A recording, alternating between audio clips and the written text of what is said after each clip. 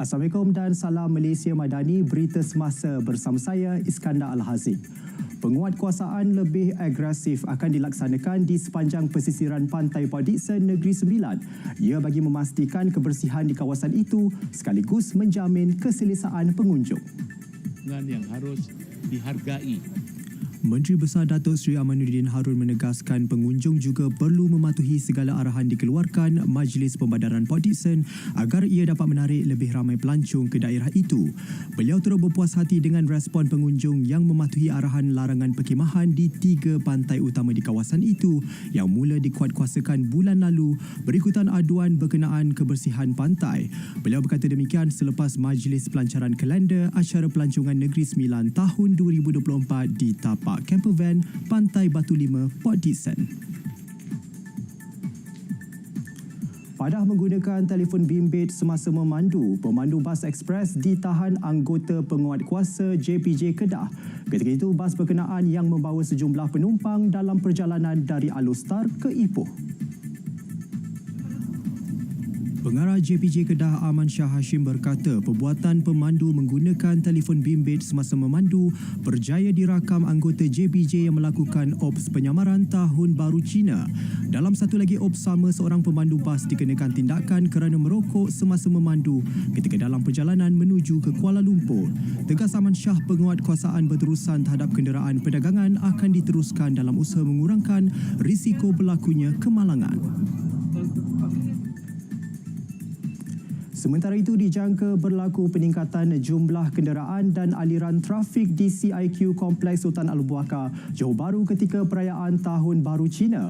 Lebih 100 pegawai dan anggota polis daerah Iskandar Puteri akan mengawal lalu lintas serta mencegah jenayah menerusi ops selamat bermula 8 hingga 13 Februari. Ketua Polis Daerah Iskandar Puteri ACP Rahmat Arifin berkata anggotanya juga bertugas 24 jam bagi membuat rondaan mencegah jenayah khususnya di Taman Bukit Indah, Taman Nusa Bestari dan Gelang Patah. Aktiviti jenayah di kalangan warga tempatan adalah lebih tinggi berbanding warga asing di Iskandar Puteri. Saudara, Pharma Perlis mencatatkan hasil jualan sebanyak RM3.67 juta tahun lalu. Kutipan itu diperoleh hasil daripada aktiviti perniagaan yang dijalankan di 3 pasar tani iaitu Dataran Unimap Pauh Putra, Pasar Tani Kekal Simpang 4 dan Pasar Tani Taman Sena Indah. Menurut pengarah Pharma Perlis Muhammad Anzara Azizan, jualan melibatkan 154 usahawan tempatan yang memasarkan produk pertanian dan produk asas tani. Tahun ini sasaran hasil jualan pasar tani akan meningkat kepada RM5 juta dengan penyertaan 200 usahawan bimbingan Pharma. Selain itu, pasar tani baru akan beroperasi di dataran Maips. 4 pasar tani terbabit menawarkan harga 10 hingga 30% lebih murah sekaligus memberi manfaat kepada lebih 48,000 pengguna.